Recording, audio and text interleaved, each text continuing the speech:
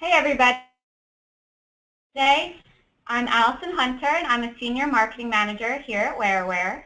I'm excited to have Whereoware's Senior Digital Account Manager Elizabeth Cordero on the line and our partner Episerver Senior Director of Commerce Ed Kennedy to share today's webinar, The Ultimate Guide to Personalization. Please feel free to chat any questions you have throughout the presentation and we'll take about 10 minutes at the end to try to get through them all. Also, if you're interested in tweeting with us today, we're using the hashtag WowWebinar. And tell us a little bit about Episerver. Thanks, Allison, and good morning and good afternoon to everyone joining the webinar. Thanks for joining this topic around personalization. Just a little bit of background about Episerver. Episerver delivers an e-commerce platform out in the marketplace to empower online retailers, B2B companies, brands to deliver winning commerce experiences. We provide 5 different e-commerce technologies that are core to success, all in the cloud: an e-commerce platform, enterprise site search, A/B testing, email marketing, and what will be part of what we'll be talking about today, a personalization engine built on machine learning algorithms. And as an organization, we influence over $18 billion in omni-channel revenue through our direct e-commerce platform, personalization engine, and email marketing platform. We have almost 9,000 customers globally, powering 30,000 websites, and some of the brands and retailers that we use Episerver Commerce with are featured below. I'm going to pass it over to Liz to let you guys know about the awesome people at Whereoware. Thanks, Ed. So Whereoware is a digital agency that specializes in personalized experiences across all digital channels, from personalized websites to mobile apps, email marketing, pay-per-click, and SEO. So as you can see here, we have a few awards that we've won, just a few million in sales on B2B websites and apps in 2016, 1 billion emails sent, and 20+ audits that we've performed in the past year. So this is just a quick snapshot of our customers. We support both B2B and B2C e-commerce and service companies. Our clients' industries span gifts and home decor, furniture, lighting, sports recreation, banking, tools, technology, real estate, and so much more. So I'm just going to quickly run talking about personalization. We're going to go through what is personalization and why is it relevant to you. Then we're going to move on to 6 steps for creating good personas. Then we're going to take our personas and go through the crawl, walk, run method of implementing personalization. And then we're going to finish it off with some key takeaways and finally some questions from you, the audience. As Allison said, you may submit a question at any point throughout the presentation, and we'll get to it at the end. So with that, I'm going to hand it off to Ed to get us started. Thanks, Liz. So it probably is important to talk about personalization from a big picture standpoint and what really is the point of creating personalized digital experiences. And the real point and the theory is that if you create a more personal experience for a visitor on your site or someone who's engaging in your emails or mobile apps, that you're going to have higher engagement and higher conversion rates. So the point is to stop providing the same message to everyone and start treating consumers and customers visiting your site as the individuals that they are. And the studies show that consumers actually want this. Episerver did a study of over 1,000 retail consumers here in the US just this past year, and we found that 59% of online shoppers want personalization as part of their online shopping experience. The challenge, however, is that many marketers struggle to actually personalize the experience. Only 9% of marketers actually use real-time on-site behavior to personalize the experience, so what people are actually doing on the site to provide a unique experience. And only 15% of companies are personalizing the experience beyond using simple segments and clustering just based off of basic information about what users are doing on your site or on your applications. And furthermore, only 10% of top retailers say that they're actually effective at personalization. So there's a big gap between what consumers want and what marketers are able to deliver. The good news is that there are success stories out there, and there are companies that are implementing personalization strategies that are working. 3 of them that we'll talk about today are Sullivan's, Yamaha, and Topshop. All of these customers have been able to increase their site visits, mobile traffic, average order value, engagement, time on site by using personalization, and we'll connect the dots with the guide that we'll be talking about today. So I think it's also important to clarify what we mean by personalization because it's a big buzzword out there right now.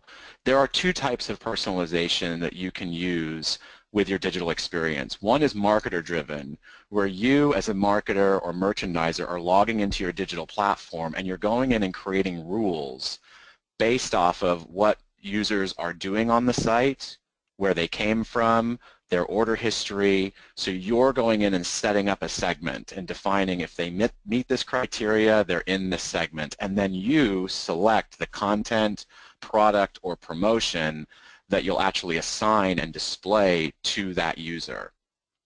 Machine learning personalization is the next evolution of personalization, and these 2 strategies can go side by side, and we'll show an example of that in just a moment.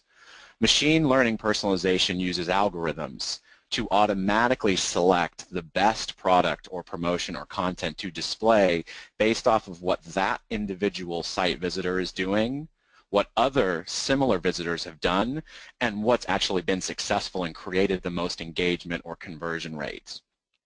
So a side-by-side comparison of this can look like the slide that we have up right now. From one website, you can power 2 entirely different experiences that are both personalized by marketers to segments and individualized by machine learning. So if you think about a loyalty consumer coming to your website, they've already made a purchase and they're a return visitor. So a marketer may set up a banner on the homepage that says, "Welcome back, Zoe," and provide a promotion. But the product recommendations below that are actually individualized to her based off of her previous browsing behavior, other people like her that have ultimately made purchases, and presenting relevant product recommendations specifically for her. Then you may have another persona that's a first-time visitor to the site. So you may engage them by creating a banner that drives them to certain blog content or experience-driven commerce that's actually getting them engaged. And you may show, using individualization and machine learning, specific products that are the best sellers. So this is one website creating a completely individualized experience using marketer personalization and machine learning personalization. So with that, I'm going to pass it over to Liz, and I know you're going to talk about the marriage between personalization and personas and why personas are so core to doing this right. Yep, thanks, Ed. So it's pretty obvious from the numbers that personalization is important to consumers and should really be part of your marketing strategy. But before you can start personalizing, you need to actually develop personas. So what is a persona? It's a fictional representation of large or important segments of your customers. Most businesses benefit from having about 3 to 5 personas, which represent approximately 80% of their customer base. So in the process of developing your personas, there's really 2 types of data sets that you're going to need. The first set is qualitative data, and this encompasses what do you think you know. So you can start gathering qualitative data by brainstorming the different needs, problems, and goals of your customer base. Then group those ideas into buckets, and finally brainstorm different attributes of the individuals that make up those buckets. Qualitative data is what you assume or think you know about your customer. The second set of data is quantitative data. What do you definitely know? Quantitative data, looking at survey data, internal data you have about customer demographics, buyer behavior, analytics, and industry published studies. So once you've gathered all of your data points, it's time to actually build out the persona details. And building out the details of the personas means highlighting your customers' motivations, challenges, and demographics. This can be a fairly daunting step in the process, So we actually are going to send out a handy persona worksheet after this webinar that can help you get started. Finally, we need to figure out ways to identify all of your personas amongst your customer base. What behaviors or actions will customers take that allows us to group them together? So we actually have a handy-dandy 6-step process to personalization. Step 1 is identify your goal. You need to identify a goal for each of your personas that also aligns with your business goals. What action do you want your customers to take? Perhaps you want the persona to convert to increase sales or download an asset so you can capture new leads. Other goals may be encouraging repeat visitors, capturing preference information, or growing registrations. Step 2, talk to your customers. Don't be afraid to talk directly to your customers and ask them what do they want. The whole point of developing personas is to understand your customer's typical journey so you can improve or enhance their experience. The best way to understand your customers is to simply talk to them. Ask them questions about positive buying experiences or interactions, or to describe any moments of discomfort. Ask them how you can improve their user experience. On to step 3, which is to create and engage cross-functional teams. You want everybody in your business to get on the same page about how to improve personas' customer journeys. You want marketing and sales to talk to each other. You want IT to get involved. You want everybody to be talking to each other and understand what each other's goals are so that all of them are kept in a silo. Next, identify actionable behaviors. When an anonymous visitor lands on your website, how will you know what persona they fit into? As you flesh out personas, you need to identify specific behaviors they are likely to take so you can recognize them within your personas. For example, if you have a mom persona, she might open emails with baby clothes, browse products in the children's toy product categories, or have purchased children's items in the past. Step 5 is to design the journey. The journey is the life cycle steps you expect your persona to take and different ways you can engage them throughout the experience. Engagement can be done by sending emails, offering promotions, sending them any kind of information, all that type of stuff. You can start by creating a journey for one of your personas. It's really not going to be a one-size-fits-all plan. Your first journey should be highly repeatable, but tailored and tweaked for your different personas and for their needs, motivations, and challenges. I personally can find that designing the journey is kind of a daunting step because it feels like such an arbitrary concept. But you can really start by just writing out the steps that you think the user journey is going to take. Personally, I like to create workflows in a PowerPoint document just using shapes and arrow connections. Finally, step 6, avoid analysis paralysis. By collecting all of this quantitative and qualitative data, talking to customers, working across your teams, you've gathered a ton of information about your personas. Analysis paralysis can happen when you let all of this data overwhelm you, so you never get started. Avoid it by diving in with one single persona, maybe the one that you have the most clear data on. You can always stop and tailor your approach later. It's better to just start small than it is to never start at all. So once we've actually created our 3 to 5 personas, it's time to implement a plan for personalization. Today, we're going to go through a crawl, walk, run approach to personalization. So Liz, I contributed pictures of my son for this example, for the crawl, walk, run analogy. And he is a wonderful crawler, walker, and runner. So first, we start slow, crawling, by personalizing the customer experience. Next, we walk, using more sophisticated targeting. Then, finally, we run, using machine learning to achieve true individualization. First, crawl, a personalized user experience. So as you can see here, this is an example of very simple personalization, a birthday email to birthday landing page.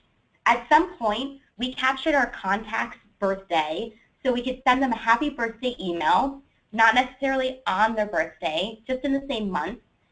that links to a landing page that also wishes them happy birthday.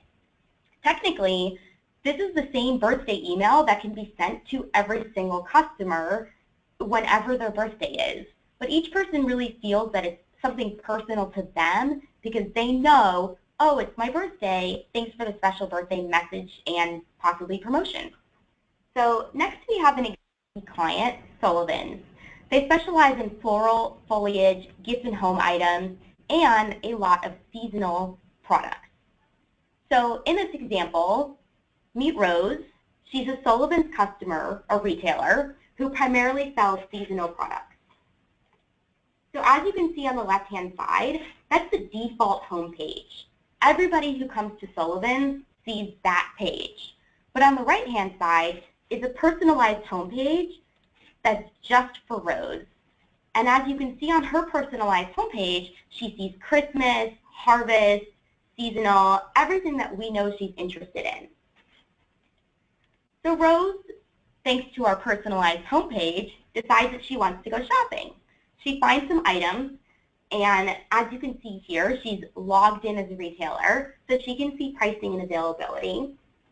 So she finds items that she likes, and she adds them to her cart. But unfortunately, she is a retailer, she's very busy, so she gets interrupted when a customer arrives at her shop.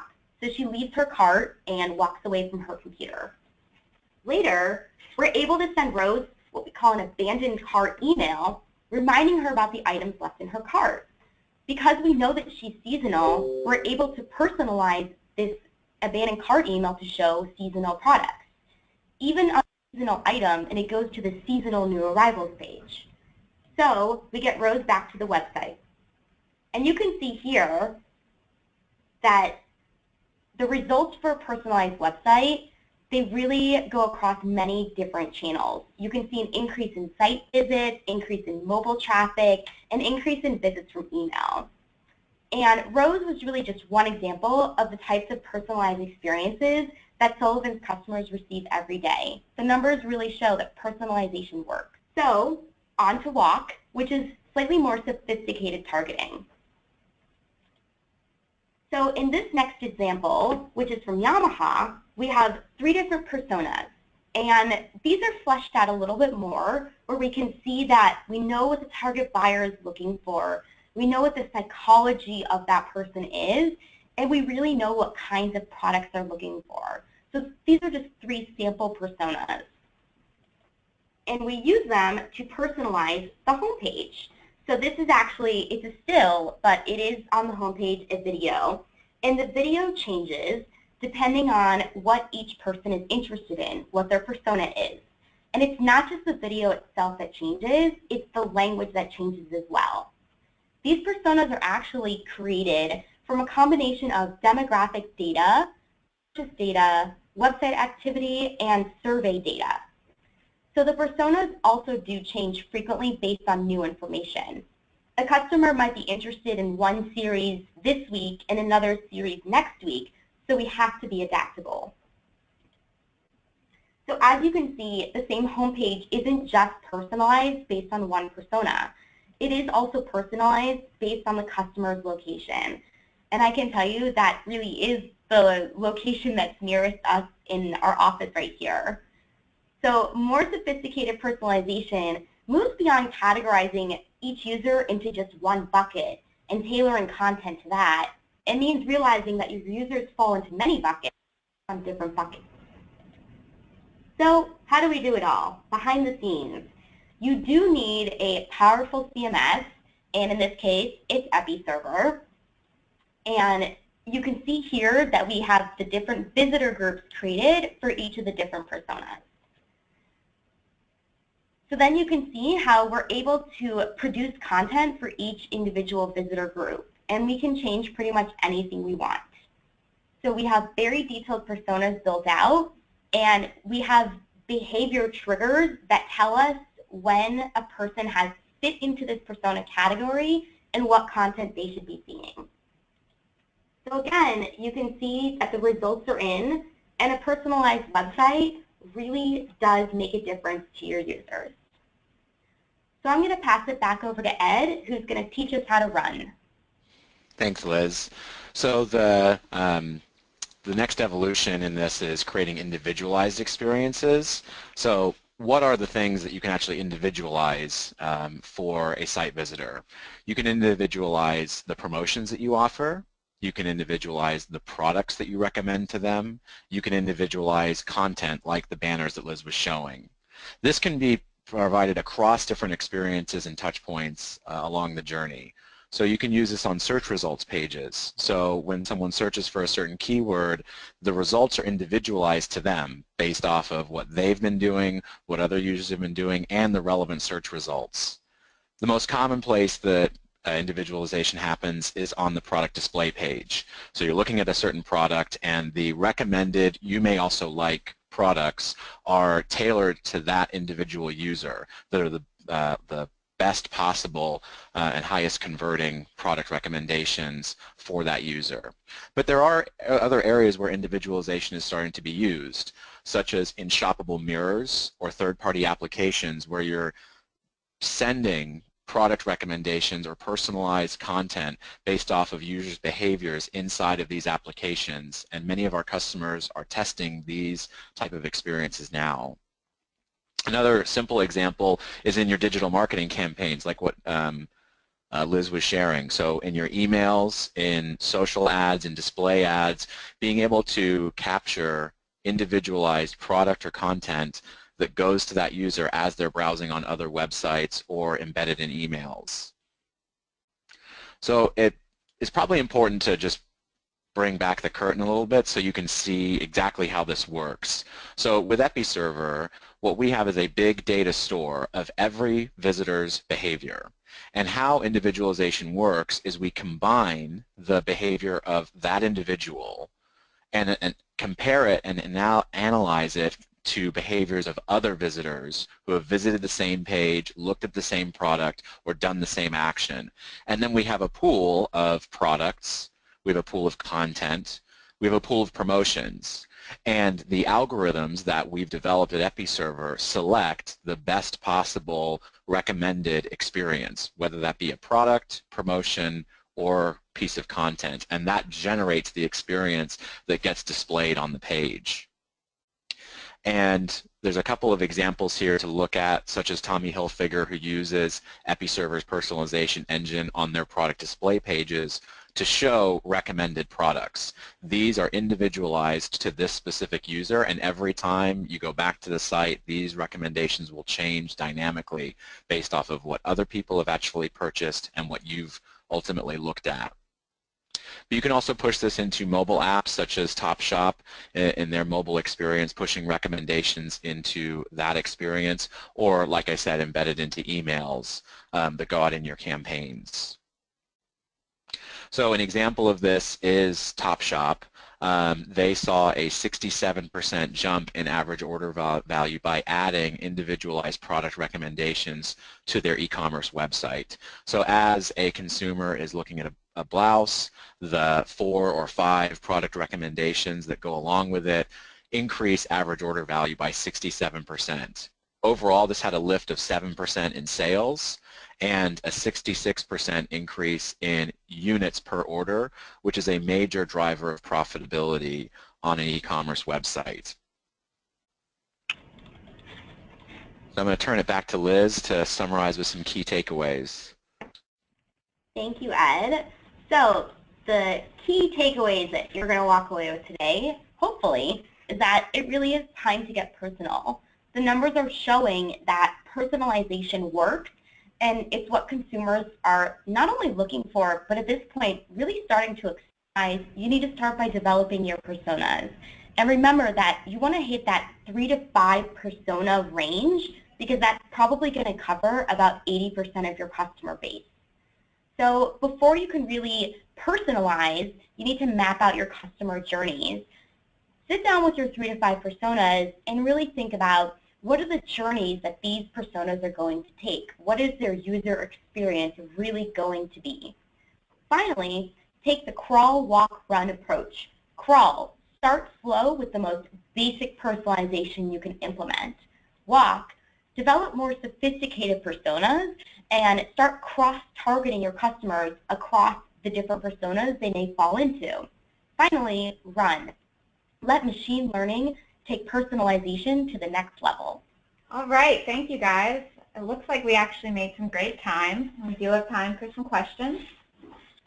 Let me see, we got a couple good ones chatted to us. So I will just read them, and then Ed or Liz, you can fight over them.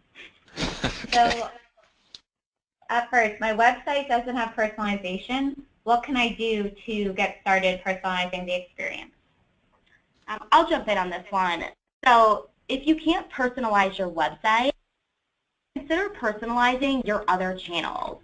Personalize your email. And I can tell you from experience that a lot of different email platforms out there do offer personalization features. So it's really easy to start with email. You can also personalize your social media targeting. So specifically with Facebook ads, you can actually target your ads to different groups of people that you think are going to fit into your company's personas.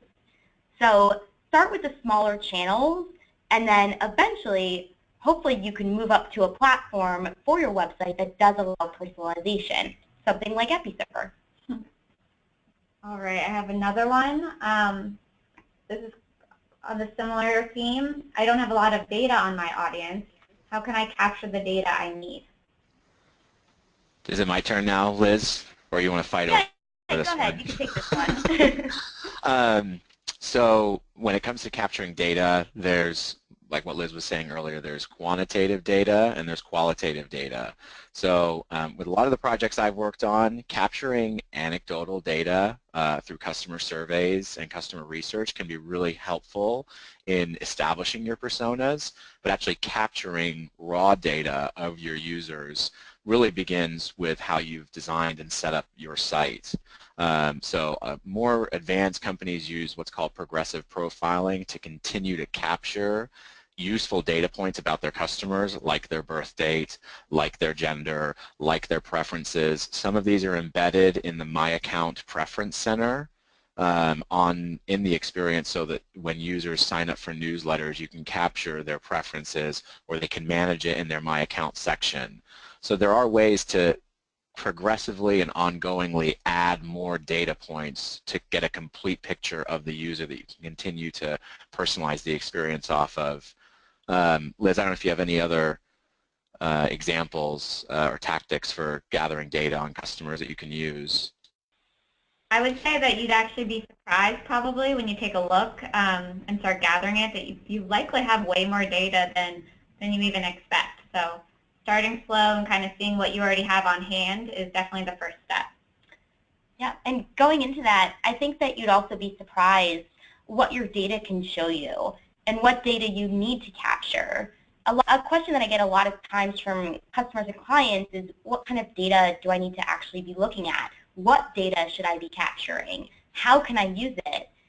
I mean, my motto always is capture now, utilize later. You can capture anything and everything starting now, and maybe you're not sure how you're going to use it later, but just start capturing it. You'd be surprised what you can find use for. Data on location, age, gender, birthday, page visits, email opens, past purchase activity. You never know when you're going to need something, so just start gathering it now and hang on to it. Use it later. Yeah, not to shamelessly plug Episerver, but I will a little bit. You want to make sure that your digital platform actually can capture explicit data about your consumer. So things like pages they've visited, orders that they've placed, time since their last order, all of these things are explicit data points about what individual customers are doing. And then there's also implicit data, things that they don't actually tell you, it's not exactly clear, but you know that they referred from a certain URL. All of that should be able to be captured by your digital platform, and then you as the marketer are layering on more demographic data capture that allows you to personalize, like with the personas that Liz was showing with Yamaha. Definitely. This last question I think is probably an Ed question too. What is the learning curve like to transition to machine learning? That's a good question. I don't know if there really is a huge learning curve because the beauty of machine learning is that organizations that sell this technology and companies that implement it, it's quite a simple technology install. You're dropping some code onto your website, and you're really letting, and in many ways giving up control to machine learning algorithms to make the decision for you. So it's doing the analysis. There are tool sets that allow marketers and merchandisers to log into these platforms and configure and sort of manipulate the rules, get their hands on the levers and dials of what they want to boost or rank higher in those recommended either products or content experiences. But it's not a huge hurdle and can go right along parallel with a persona-driven personalization program.